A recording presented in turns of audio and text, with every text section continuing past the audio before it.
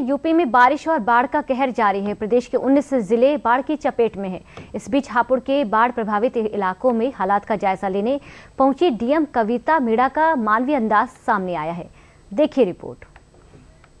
दवाई लेंगी पहले वैसे कर वैसे यार तो लिस्ट बनवा देना जैसे अभी डॉक्टर साहब आएंगे। एकदम ठंडा हुआ है।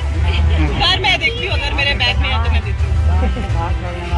बाढ़ के बीच प्रशासन का जायजा तो आपने खुद देखा होगा, लेकिन हापुड़ की डीएम कविता मीणा का ये मानवीय अंदाज बेहद सराहनीय है।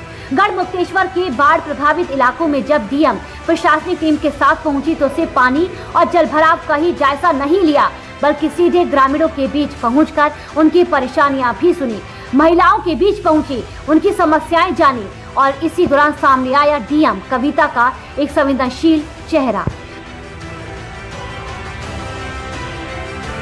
दवाई लेंगी पहले वैसे कर वैसे यार तो लिस्ट बनवा देना जैसे अभी डॉक्टर साहब आएंगे। एकदम ठंडा हुआ है।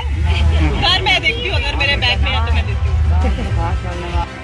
दरअसल बाढ़ पीड़ितों से बातचीत के दौरान एक बुजुर्ग महिला ने अपनी तबीयत खराब होने और बुखार की शिकायत की। बस फिर क्या था, डीएम ने महिला की बात को गंभीरता से लिया और तुरंत अपनी कार से बैग मंगवाया और बैग में रखी दवाई निकालकर बुजुर्ग महिला को दे दी। वैसे कर वैसे यार तो लिस्ट बनवा देना जैसे अभी डॉक्टर साहब आएंगे। एकदम ठंडा हुआ है।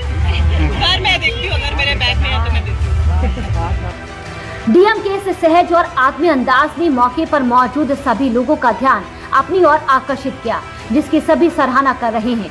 मुश्किल की इस घड़ी में प्रशासन की मौजूदगी तो थी ही, लेकिन इस मुलाकात में अफसर से ज्यादा एक इंसान नजर आया। एक और प्रदेश के कई इलाके बाढ़ की चपेट में है, तो वहीं दूसरी ओर बाढ़ प्रभावित क्षेत्रों में राहत बचाव कार्य युद्ध स्तर पर जारी है और साथ ही हापुड़ के कई गाँव भी बाढ़ की चपेट में है।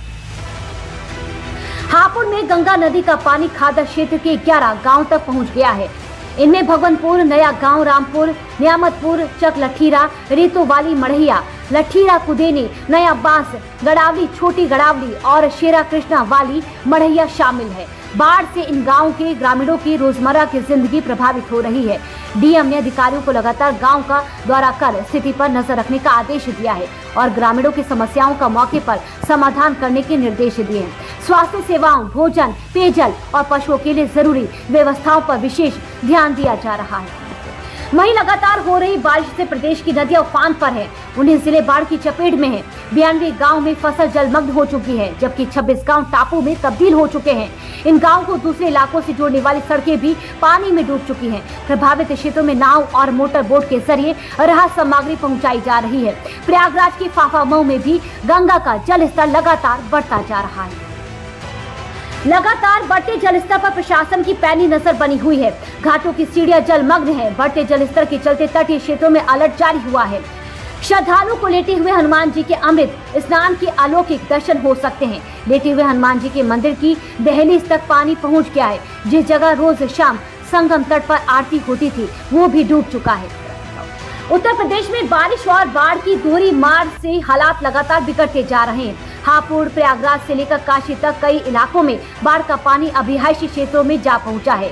कहीं सड़कें जलमग्न है तो कहीं घरों के अंदर पानी घुस चुका है। बाढ़ और जलभराव ने स्थानीय लोगों की मुश्किलें बढ़ा दी हैं। रोजमर्रा की जिंदगी प्रभावित हुई है और लोगों को आवाजाही से लेकर जरूरी कामों तक के लिए परेशानियों का सामना करना पड़ रहा है। वहीं बाढ़ से सबसे ज्यादा प्रभावित जिले की बात करें तो सबसे ज्यादा खतरा बलिया, वाराणसी, गाजीपुर, प्रयागराज में है। बलिया में गंगा घाघरा का दबाव लगातार बढ़ रहा है। तराई के जिले सबसे ज्यादा प्रभावित हुए हैं। पूर्वांचल में अलर्ट, नदियों पर निगरानी बढ़ाई गई है। बुंदेलखंड में यमुना और बेतवा का जल स्तर बढ़ा है।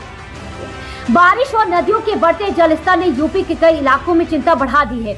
एक तरफ बाढ़ प्रभावित गांव में राहत और बचाव का काम तेज किया जा रहा है, तो दूसरी तरफ मौसम विभाग का बारिश को लेकर अलर्ट लोगों की मुश्किलें और भी बढ़ा रहा है।